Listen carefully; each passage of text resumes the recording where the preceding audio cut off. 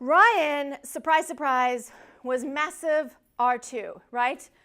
Like, wanted to be social, go out all the time, and I was like, I just want to stay home and work and read my book and like learn about the brain and consciousness and like how to save the people.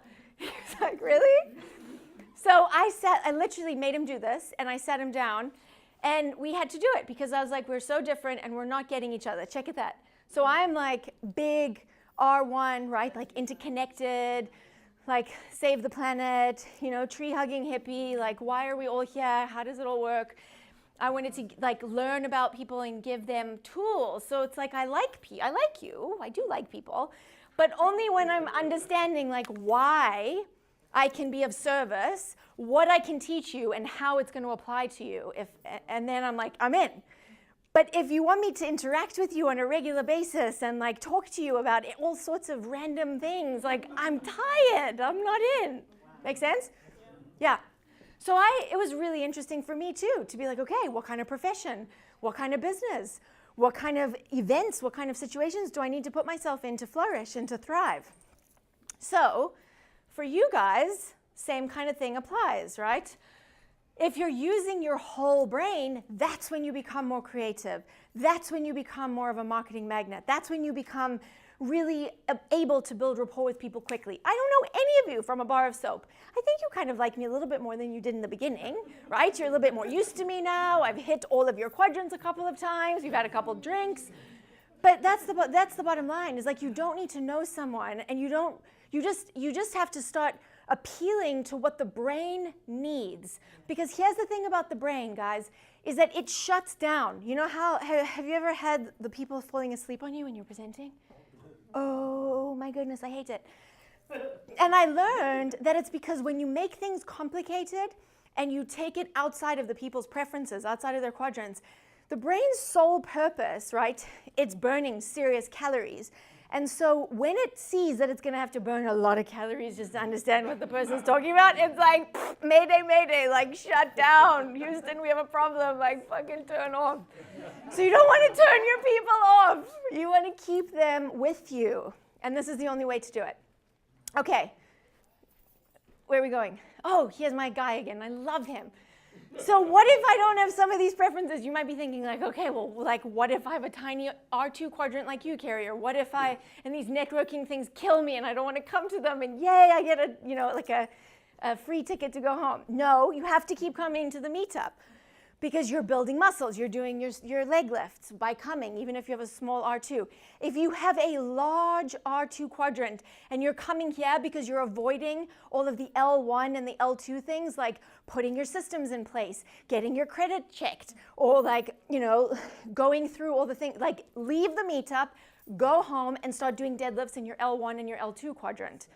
Don't be a flippin' sucker to your own preferences, because that's really the rookie mistake. But the good news is that there's something called neuroplasticity, which helps us build all these highways. And does this mean I have to change who I am and what I do? Where's my guy? Come, he's so cute. No, it doesn't. You don't have to change who you are. You just have to start exercising more in different quadrants of your brain, and you start to have to build more self-awareness. So this is my favorite thing ever. I can't change. This is who I am. Is that true? We're busting myths. We're still busting myths, by the way. Do you remember like back in the day we were busting myths? We're still doing that. So no, it's not true. So here we are in our list. Marketing is not just that. You're not your brand. You don't need to be creative. You just need to use your whole brain. You don't need to be good at storytelling because that's just an R2 thing. You don't need to be extroverted. You just have to be you and change the world. And learn how to use a pointer. Okay, wait, we're coming back. We're coming back. We're coming back. We're coming back. Okay. How am I doing? You're not coughing at me yet. Well, I'm not cough in 6 minutes. Okay, you're going to cough in 6 minutes. So here's why you don't have to change. We talked about neuroplasticity. Last thing I want to talk about is leverage points of change. Now, you might fall asleep on me on this one, but it's really important. So this can relate, okay?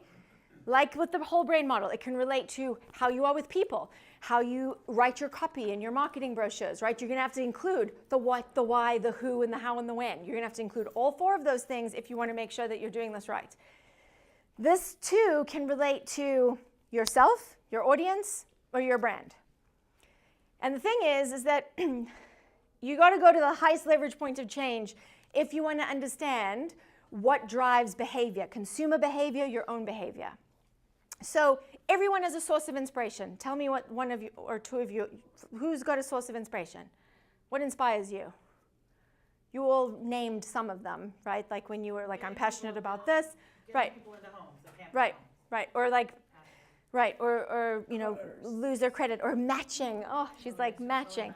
Right. Some of you might have like deeper, more meaningful sources of inspiration, you know, like God or your family or whatever it is. And not to say that any of those weren't, but it's important to realize that the people that you are marketing to have major sources of inspiration, like, for example, their family or freedom.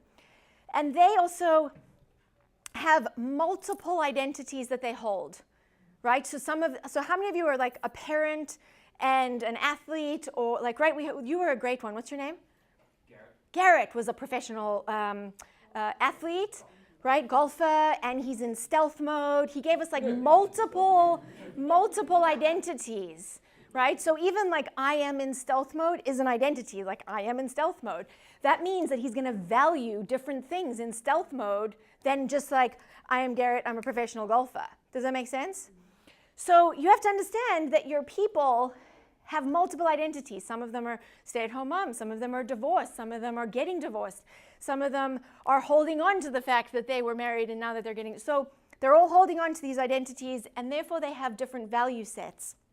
And those different value sets are going to inform what they believe about the world and what they believe about whether your product or your service is going to help them or not. So they're making these snap decisions and judgments about you without even knowing, and without you even knowing who they actually are as an identity. And those beliefs about whether they think you're good or bad or right or wrong are driving what they're capable of. And capability is broken into two things. What you're capable from, like, I'm skilled and I know how to do it, and willingness. Like, I know how to do it, but I'm not going to do it, right? Like, I know how to get to the meetup, but I'm not willing to do it. I'm going to sit on my couch and I'm going to drink a beer. Or I'm willing to come to the meetup and I'm skilled, so I can get into my car and I can drive and I can be at the meetup.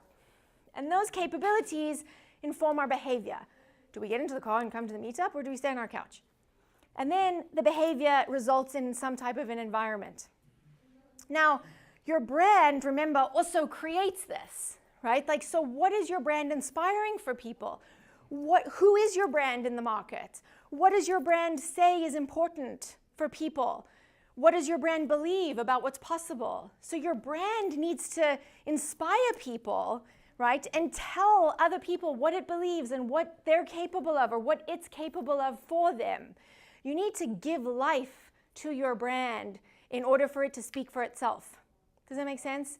You can't just, you can't merge you and your brand, because they're different.